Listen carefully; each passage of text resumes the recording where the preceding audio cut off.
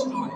কিন্তু আল্লাহ বলেন সালাম আলা ইব্রাহিম, ইব্রাহিম আলাইহিস সালামের জন্য নাতিশীতোষ্ণ, যে সেখানে না গরম না ঠান্ডা, এমন একটা এয়ার কন্ডিশন করে দিলেন আল্লাহ তাআলা। সেই ইব্রাহিম আলাইহিস সালাম সেই অগ্নিকুণ্ডের থেকেও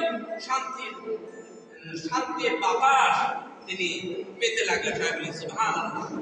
ইব্রাহিম আলাইহিস সালামকে জিজ্ঞেস করা হয়েছিল, আপনি যে অগ্নিকুণ্ডে ছিলেন এই সময়টা আপনি কেমন অনুভব করছিলেন?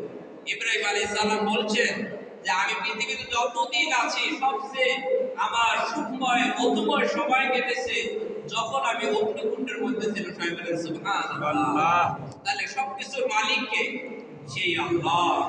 আল্লাহ তাআলা ইচ্ছা করলে এই পৃথিবীতে মুহূর্তের ভিতরে সবকিছু তছনছ করে দিতে পারে।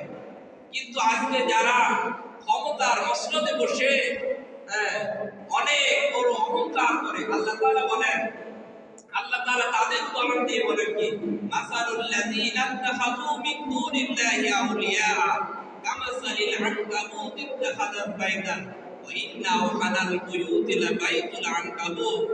আল্লাহ তাআলা বলেন, ওই সমস্ত মানুষের উদাহরণ যে সমস্ত মানুষ নিজেকে এমন প্রভাবশালী এমন ক্ষমতাশালী মনে করে যে সে মনে করে যে এমন কাউকে বন্ধুরূপে গ্রহণ করছে যার কারণে সে বিভিন্ন জায়গায় সব জায়গায় নিরাপদ থাকবে। আল্লাহ বলেন মাসালুল লাযীনা ইত্তাখাযু মিন দুনিল্লাহি আউলিয়া, ওই সমস্ত মানুষের উদাহরণ হলো মাকড়সার উদাহরণের মতো, যারা নিজেকে ক্ষমতা টেকানোর জন্য এমন কিছু সাপোর্ট গ্রহণ করে, এমন কিছু লোকের সাহায্য গ্রহণ করে।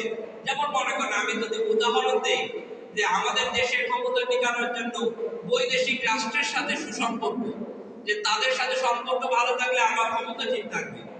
এরকম যদি হয়, আল্লাহ তাআলা তাদের উদাহরণ দিয়ে বলেন কামাসালিল আনকাবুত, ওই সমস্ত মানুষের উদাহরণ হলো মাকড়সার উদাহরণ।